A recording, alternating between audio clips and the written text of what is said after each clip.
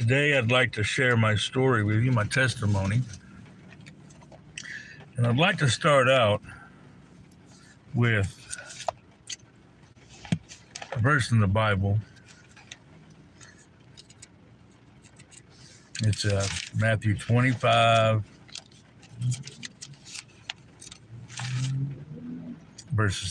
starting in verse 33. And he shall set the sheep on his right hand, but the goats on his left. Then shall the king say unto them unto his right hand, Come ye, blessed of my Father, inherit the kingdom prepared for you from the foundation took me in. Naked, and ye clothed me. I was sick, and ye visited me. I was in prison, and ye came unto me. Then the righteous answered him, saying, Lord, when saw we thee hungered and fed thee, or thirsty and gave thee drink? When saw we thee a stranger and took thee in, or naked and clothed thee?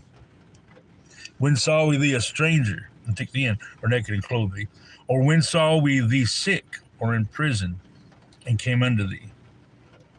And the king shall answer and say unto them, Verily, verily, I say unto you, and as much as ye have done it unto one of the least of your brethren, ye have done it unto me.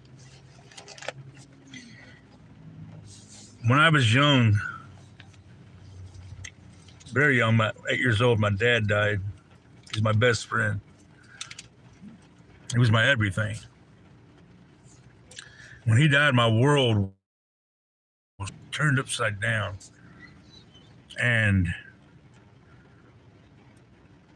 it was the start of my abandonment issues. And so I always tried to, bond with people quickly, Whether I tried to or not, that's what I did. And as I got into my teenage years, I became really involved in church and God and his ministry. I took all the things people would say, things like do unto others as you want them to do you, be more Christ-like, always help other people, all those different things that they tell you in the church, because those are important. Those are things we need to do. I took that, though, and I ran with it in my life. And I guess for me, it says that in the Bible, like I said, what you've done to the least of your brethren, you've done unto me.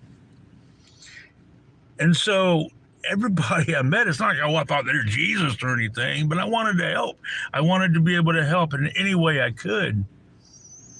If I saw someone staying in their car or whatever, I'd open up my house to them. If somebody needed a place to stay, I opened up my house to them. If somebody needed a little bit of food and I had the money, I'd give them whatever. I would help, and I would help. And I felt good about it. I really did. I mean, who wouldn't? You're feeling good helping these people out, making a difference in someone's life. I wanted to give the glory to God. I tried to give the glory to God, but somewhere along the way, it became more about how it made me feel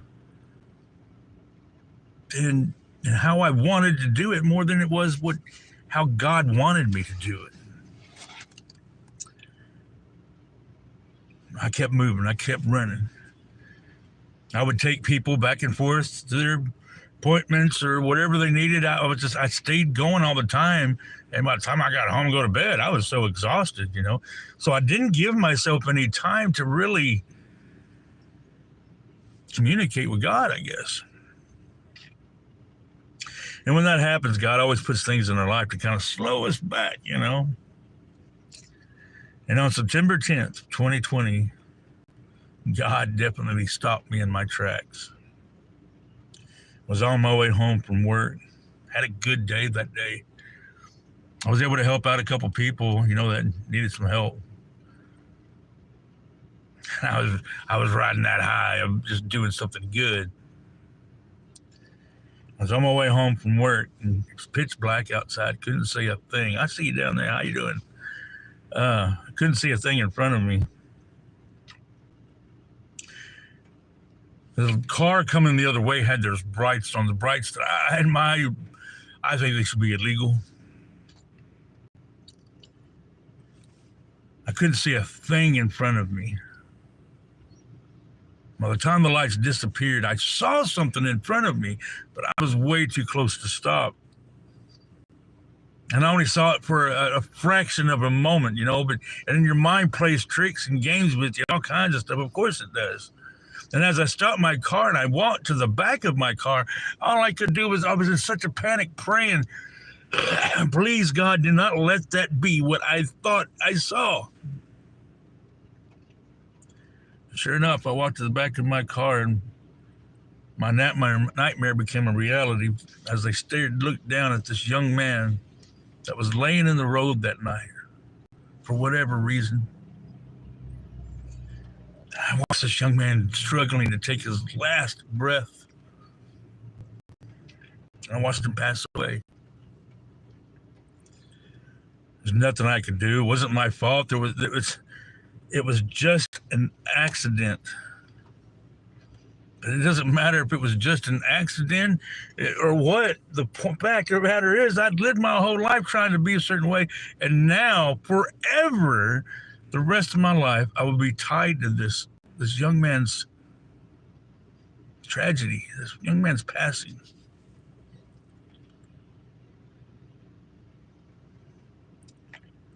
I went home that night. Like I said, there was nothing I could do. It wasn't my fault. After the investigators come out and they did their investigations, even they said I didn't do nothing wrong. No charges were brought up or anything like that. Why would it, I went home, crawled into bed, and I stayed in that bed for at least 3 days, just crying and sleeping, Asking why. Why did this young man have to be there? Why did I have to be behind the wheel? Why did this happen? Why did God allow this to happen? Why? All the why ask that anybody would ask. What did I do wrong? Could I have done something different? And you would play that night over and over and over in your mind, and it just... Eventually, I knew I couldn't stay laying in that bed. I had to take my wife back and forth to work. She was working overnight at Walmart. And so after about a week of just kind of wallowing or whatever, I went out and I sat in my car. Took my wife to work. Wasn't that long after that, at some point I started seeing bodies in the road when I would drive. A black spot or a shadow, or it's just a piece of a tire. And I would freak out and I'd pull to the side of the road just bawling and crying, going, please, don't let that be what I think it was. And my mind would tell me what, and then after a while, of course, I was like, I know it's not there. I know it's not. There's a little voice inside my head that says, but what if it is?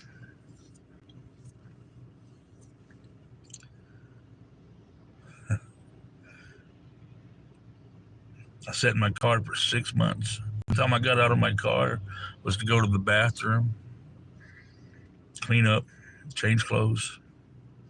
Other than that, I slept in my car. I ate in my car. I just disappeared. How could I be part of the world now when I felt so broken? And it wasn't as simple as saying, oh my gosh, it's a tragedy and I'm hurt. No, now at this point here, it was more about me. More than anything, it was about me. Why? Why is it that I went through my life trying to be a good person, trying to give love and kindness to everyone I meet? Why is it that I don't break any laws? I don't do it. I do good. I go to church. I do what I can. Why was I involved in something like this? What did I do to deserve being behind the wheel that night?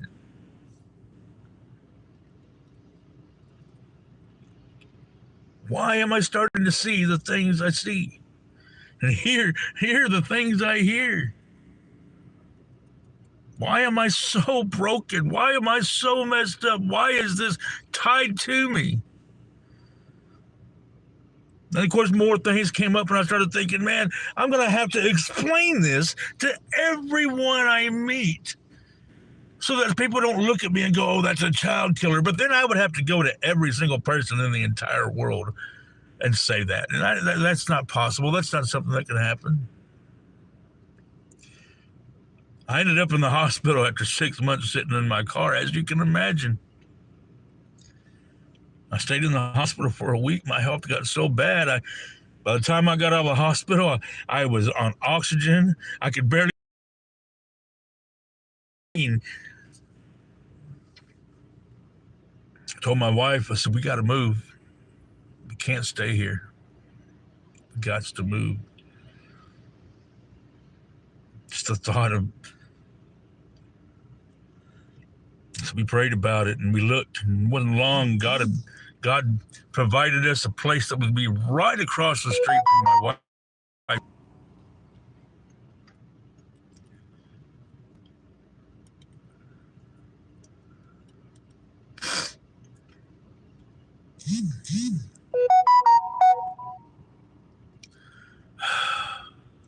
Hold on, I gotta go. I gotta get off here. Somebody's messaging me.